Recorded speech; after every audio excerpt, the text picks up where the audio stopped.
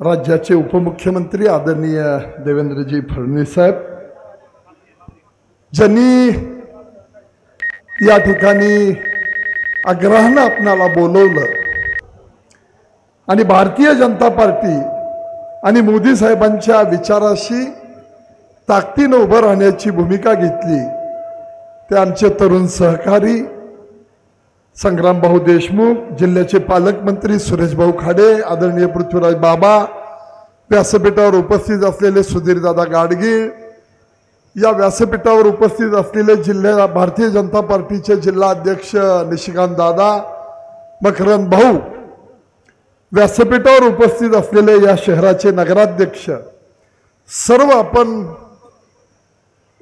सन्माननीय व्यासपीठ उपस्थित असलेले सर्व वडीलधारी मंडळी, तरुण मित्र, बंधू भगिनींनो आणि पत्रकार मित्रांनो, भाऊ या ठिकाणी भाऊंनी काही भावना व्यक्त केल्या आणि त्या भावनेशी सहमत होऊन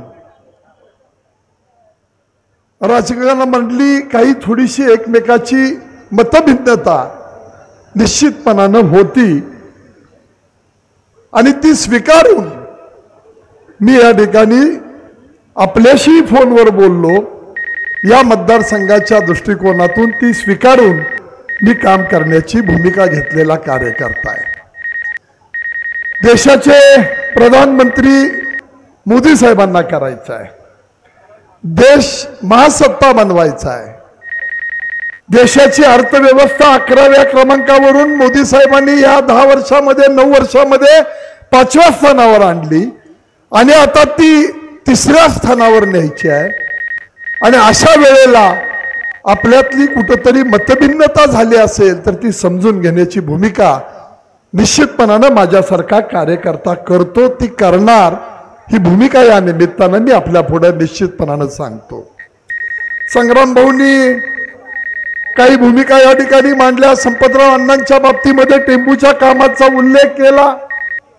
95 साली या जिल्ह्यातून अपक्ष आमदार आले, त्यांची मोठ बांधण्याचं काम अण्णांनी केलं आणि कुठल्याही पदाची अपेक्षा राजकीय तडजोड न करता सामान्य माणसाला डोळ्यापुढे ठेवून त्यांनी या टेंबूच्या निर्मितीसाठी मोठे प्रयत्न केले। त्यामध्ये अण्णांच्या साथीला असलेली 4ही अपक्ष आमदार निश्चितपणानं उभा राहिले। जरा साहेब राहू द्या, काय होत नाही,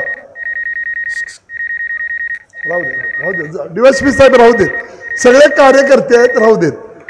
आणि देवेंद्रभाऊ फडणवीस हे आमचे नेते आहेत, रक्ताचा थेंब असोपर्यंत आम्ही सगळे त्यांचे सच्चे पाठीराखे आहोत, काही काळजी करू नका साहेब। संग्राम भाऊंनी मीटिंग घेतलेली आहे।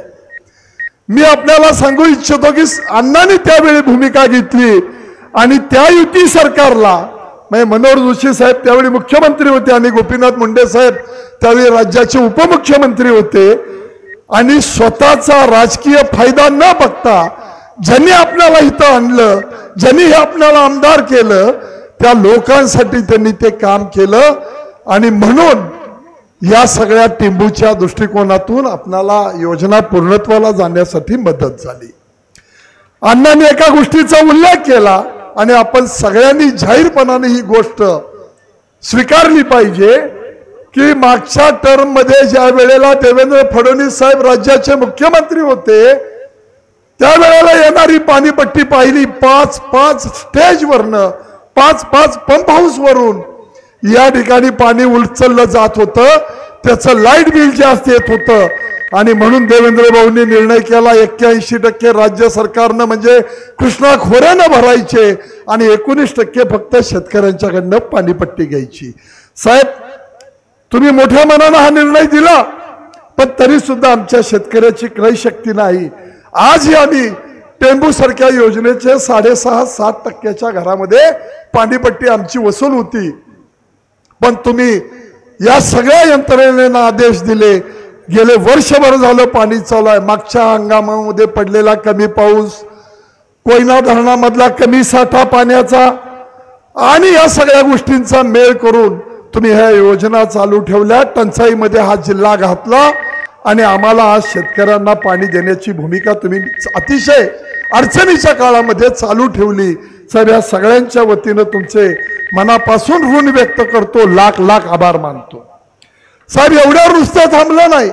संग्राम भाऊनी ज्या ठिकाणी पाणी पडलं, पण ज्यांचा वारस म्हणून संग्राम देशमुख भाऊ काम करतात, त्या संग्राम भाऊनी तिथे एक मोठं अण्णांचं स्मारक उभा केलं आणि त्यांनी ती भावना व्यक्त केली. साहेब यामध्ये राज्य सरकारकडे कुठला प्रस्ताव दिला नाही. साहेब कसलीही मदत घेतली नाही. स्वतः या ठिकाणी त्यांनी अतिशय मोठं स्मारक उभा केले. बगीचा, लोकांना बसण्याच्या दृष्टिकोनातून अण्णांचा पुतळा, हे सगळं स्वतः निर्माण केलं. आणि त्या ठिकाणी त्यांनी अपेक्षा व्यक्त केली की एकदा मोदी साहेबांना आपणाला इकडे घेऊन यायचं आहे.